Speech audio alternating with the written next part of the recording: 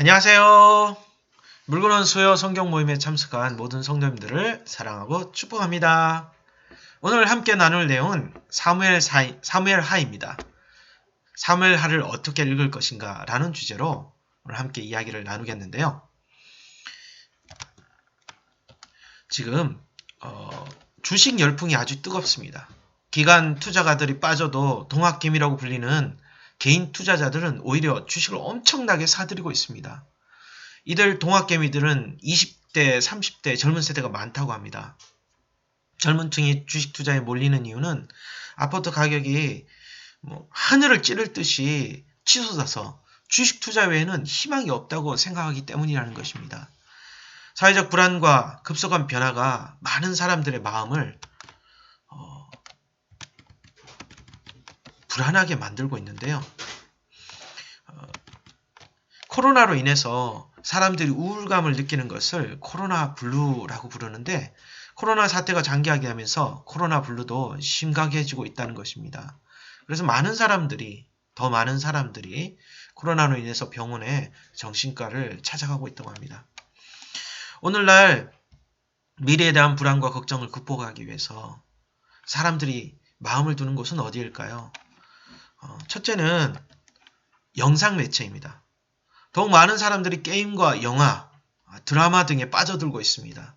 게임 업체는 유례없는 실적을 기록하고 있고 우리가 잘 아는 넷플릭스는 작년 한 해만도 30% 이상 성장했다고 합니다. 둘째는 돈인데요. 위기의 시대를 이겨낼 수 있는 가장 확실한 수단으로 사람들이 선택한 것이 바로 돈이라는 것입니다.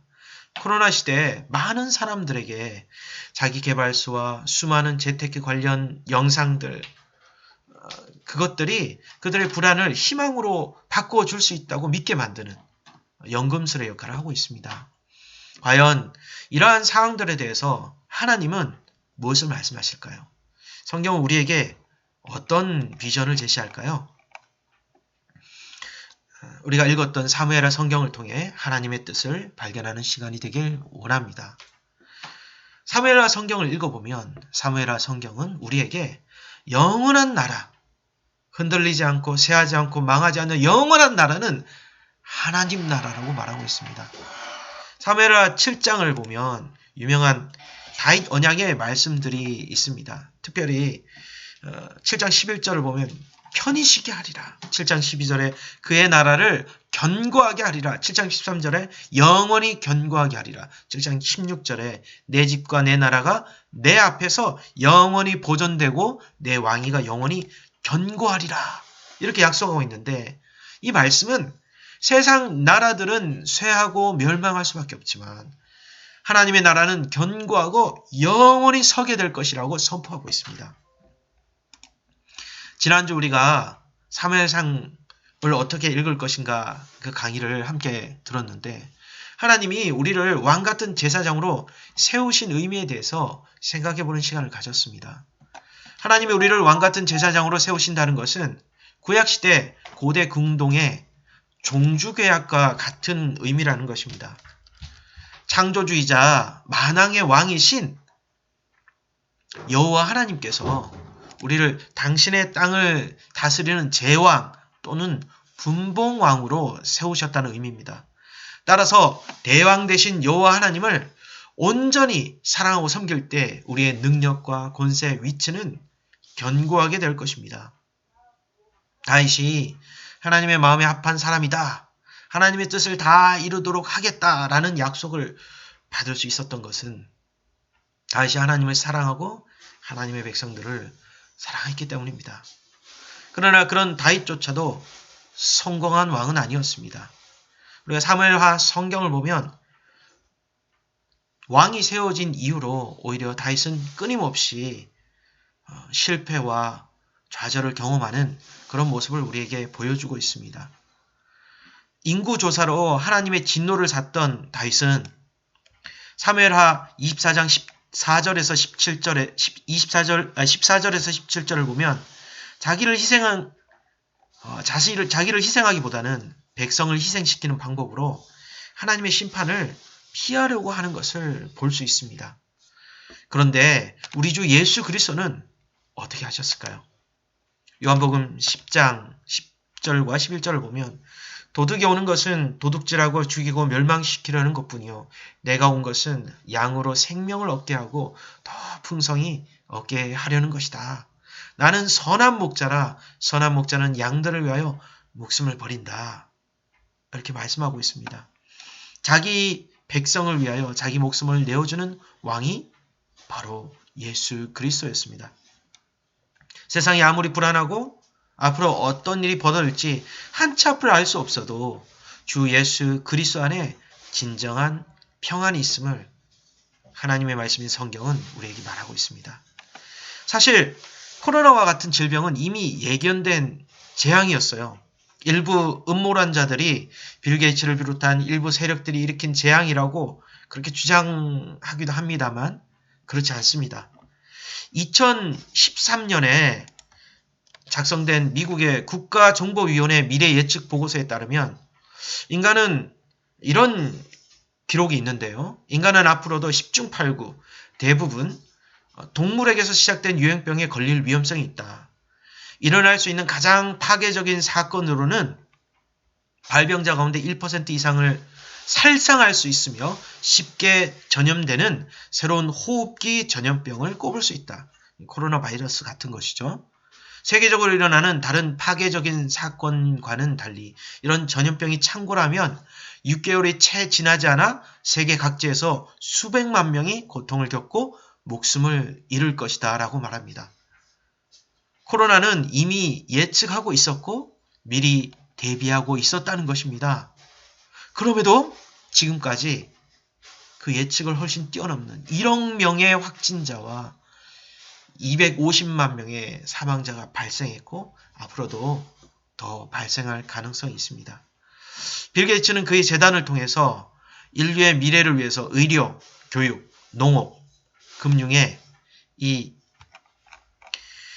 4가지 분야에 대해서 사람들을 살리는 일을 위해서 막대한 돈을 쏟아부으며 노력하고 있습니다. 정말 값진 헌신인데요. 그러나 궁극적으로 그 재앙을 막을 수는 없었습니다. 그렇다면 이런 질문을 할 수 있는데요. 크리스찬들이 더 잘 믿고 성경을 더 많이 연구하면 이런 재앙을 없앨 수 있느냐? 지금 그런 종류의 이야기를 드리는 것은 아닙니다. 오히려 기술이 발달하고 세상이 풍요로워져도 이 땅에 진정한 소망이 있지 않다는 것을 성경은 지속해서 우리에게 말씀해주고 있습니다.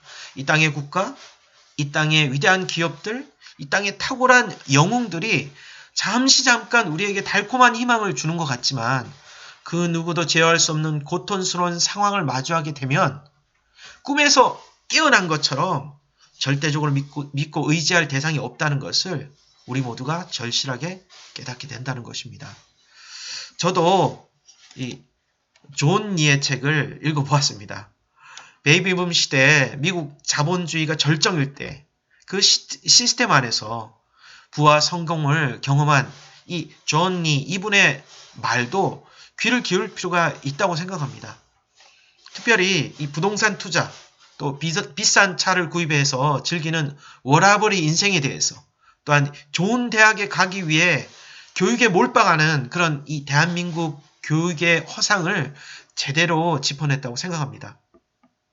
그러나 고령화되는 대한민국 사회의 위험에 대해서 그리고 북한과의 안보 불안이 미칠 위험에 대해서 100% 이분이 예측한다고 볼 수는 없다고 생각합니다. 대한민국 1000대 기업의 평균 수명이 혹시 몇 년인지 아십니까? 겨우 28년에 불과합니다.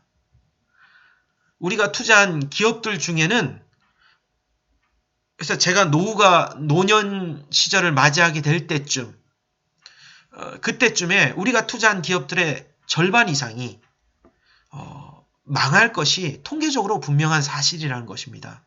그러니까 주식 투자가 만능 키인 것처럼 말하는 것은 분명히 잘못된 비전이요 방향이라고 생각합니다. 그래서 더욱 우리는 예수 그리스도를 통해 하나님께서 우리에게 주시는 비전에 우리에게 말씀하시는 비전에 귀를 기울여야 된다는 것입니다. 실패하지 않는 나라, 영원히 세워질 나라, 견고한 나라, 진정한 평안을 얻을 나라는 바로 하나님 나라이며 예수 그리스도를 통해서 그 나라의 시민이요 왕 같은 제사장이 된다는 사실이 바로 모든 사람에게 반드시 전해야 할 기쁜 소식 복음이라는 것입니다. 인생에서 얻을 수 있는 가장 값진 선물이 뭐냐? 예수 그리스도로 말미암아 하나님 나라의 백성이 되는 것, 시민이 되는 것, 그 나라 가운데서 그 나라의 시민으로서 세상을 다스리고 통치하는 왕 같은 제사장으로서의 새로운 삶이 시작되는 것, 이것이 우리가 우리 인생 중에 받을 수 있는 가장 값진 선물 중에 하나라는 것입니다. 절약해서 노후를 대비하고 입시의 성공을 위해서가 아니고 하나님께 맡기는 자녀 교육을 하며 나 혼자 산다가 아니라 이웃과 공동체, 교회와 열방을 돌아보며 함께 사는 것을 고민하고 기도하는 그런 믿음이 필요한 시대라는 것입니다. 이러한 시대에 우리가 가져야 될 믿음이 무엇일까?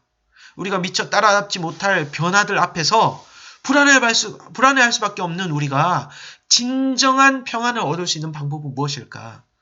저는 이사야서 말씀을 함께 나눔으로 마치려고 하는데요.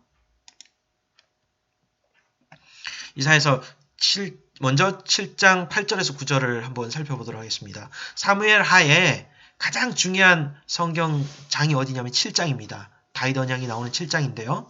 이사야서 7장도 굉장히 중요한 성경의 장소라고 볼 수 있습니다. 한번 읽어보겠습니다. 대저 아람의 머리는 다메섹이요 다메섹의 머리는 르신이며 에브라임의 머리는 사마리아요 사마리아의 머리는 르말리아의 아들이라도 65년 내에 에브라임이 패하여 다시는 나라를 이루지 못하리라. 만일 너희가 믿지 아니하면 정령이 굳게 서지 못하리라 하셨다 할지니라. 이사야 선지자가 이사야 선지자가 유대 왕 아하스, 남유다의 왕인 아하스에게 이야기하는 내용입니다. 65년 후에 북이스라엘 왕국이 완전히 멸망할 것을 말하고 있습니다. 그러면서 불안해하는 아하스 왕에게 이렇게 말하는데요. 너는 내 하나님 여호와께 한 징조를 구하되 깊은 데서든지 높은 데서든지 구하라. 아하스가 가로되 나는 구하지 아니하겠나이다. 나는 여호와를 시험치 아니하겠나이다 한지라. 이사야가 가로되 다윗의 집이여 청컨대 들을지어다. 너희가 사람을 괴롭게 하고 그것을 작은 일로 여겨서 또 나의 하나님을 괴로우시게 하려느냐. 그러므로 주께서 친히 징조로 너에게 보여주실 것이라. 보라 처녀가 잉태하여 아들을 낳을 것이요 그 이름을 임마누엘이라 하리라. 유다의 아하스 왕도 그랬습니다. 불안한 국제 정세 가운데 불안과 걱정에 잠을 이루지 못했습니다. 어느 나라와 손을 잡아야 할까?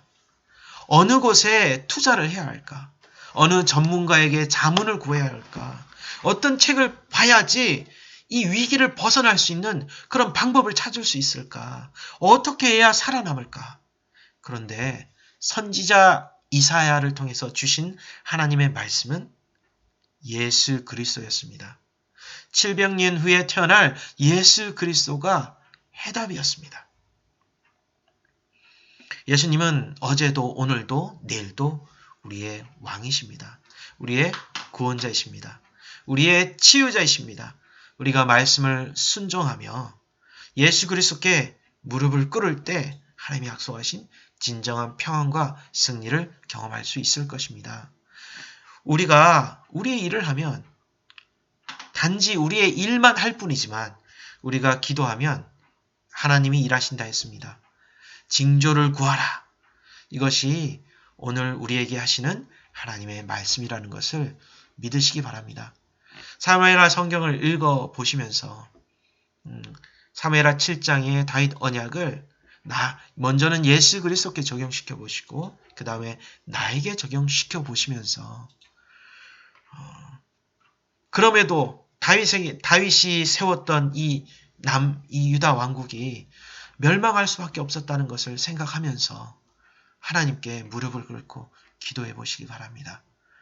살아계신 주님, 지금도 역사하시는 주님, 우리의 기도를 세미한 음성의 기도조차도 응답하시는 주님께서 우리 모든 성도님들의 기도를 응답하시고 가장 좋은 길로 인도해 주실 것입니다.